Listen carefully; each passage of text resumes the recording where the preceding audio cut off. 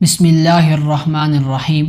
Reality of Islam channel کے پیارے دوستو، السلام علیکم۔ سیرت نبی کا نواں حصہ۔ اس ویڈیو میں حضور علیہ السلام کے دودھ پلانے کی کہانی حضرت حلیمہ کی زبانی بیان کی جائے گی۔ دوستو، اگر آپ نے ابھی تک ہمارے چینل ریالٹی آف اسلام کو سبسکرائب نہیں کیا تو فوراً سے پہلے اسے سبسکرائب کر لیں تاکہ ہمارے پیارے نبی کی پیاری باتیں آپ تک پہنچتی رہیں۔ اور دوستو، اس ویڈیو کو آخر تک ضرور سنیے گا، انشاءاللہ کل بھی سکون ملے گا۔ تو بغیر کسی تاخیر کے ویڈیو کا آغاز کرتے ہیں۔ حضرت حلیمہ بیان کرتی ہیں، جب میں اس دولت سرمدی کو اٹھائے ہوئے واپس اپنے خیمہ میں پہنچی تو میں نے دودھ پلانے کے لیے اپنی دائیں چھاتی پیش کی۔ حضور نے اس سے پیا جتنا چاہا۔ پھر میں نے بائیں چھاتی پیش کی، آپ نے پینے سے انکار کر دیا۔ اللہ تعالیٰ نے اپنے محبوب کو الہام کیا کہ تیرا ایک اور بھائی بھی ہے، اس لیے آپ عدل کریں اور دوسری طرف سے دودھ نہ پئیں۔ جس ہستی نے آگے چل کر سارے جہاں کو عدل و انصاف کا درس دینا تھا، اس کا پروردگار یہ کیسے برداشت کر سکتا کہ اس کا اپنا دامن کسی بے انصافی سے ملوث ہو۔ حضور کے دودھ پینے سے پہلے حلیمہ کی چھاتیوں میں برائے نام دودھ تھا، لیکن حضور کے دودھ پینے کی برکت سے وہ چھاتیاں دودھ سے لبالب بھر گئیں۔ آپ کے رضائی بھائی نے بھی خوب سیر ہو کر دودھ پیا۔ رات کو وہ بھی خوب جی بھر کر سویا۔ اس کو سلانے کے بعد میرا خاوند اس بوڑھی اور لاغر اونٹنی کی طرف گیا۔ یہ دیکھ کر اس کی حیرت و خوشی کی حد نہ رہی کہ اس کی اونٹنی کے تھن دودھ سے بھرے ہوئے ہیں۔ اس نے اسے دوہا، خود بھی جی بھر کر پیا اور میں نے بھی سیر ہو کر دودھ نوش کیا۔ ہم سب رات کو خوب سوئے۔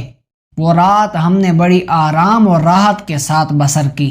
رات بھر میٹھی نیند کے مزے لوٹنے کے بعد جب ہم بیدار ہوئے تو میرے خاوند نے کہا، باخدا اے حلیمہ، ہمیں سراپا برکت بچہ نصیب ہوا۔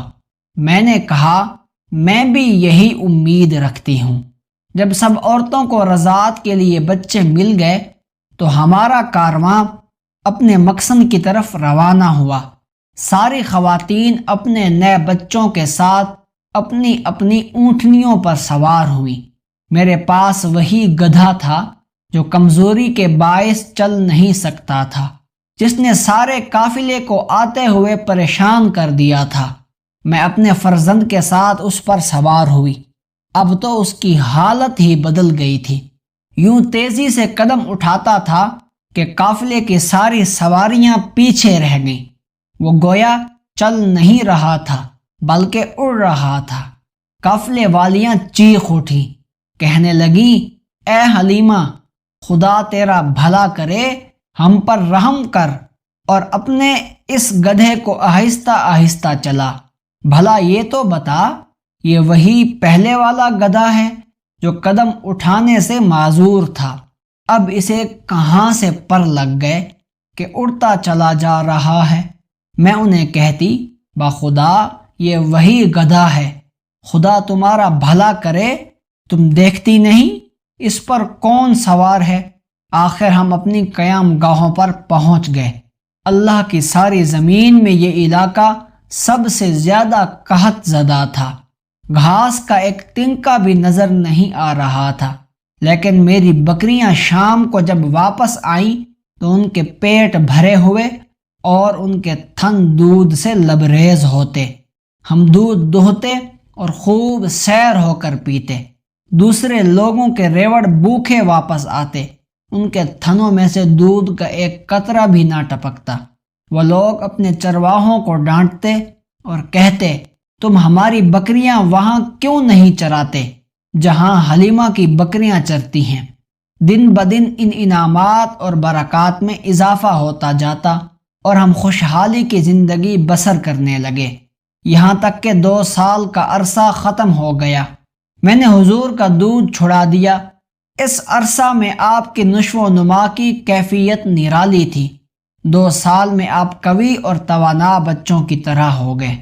حلیمہ فرماتی ہیں کہ ایک روز میں حضور کو گود میں لیے بیٹھی تھی، بکریوں کا ایک ریوڑ میرے قریب سے گزرا، ان میں سے ایک بکری آگے آئی اور حضور کو سجدہ کیا، سر مبارک کو بوسہ دیا، پھر بھاگ کر دوسری بکریوں میں مل گئی۔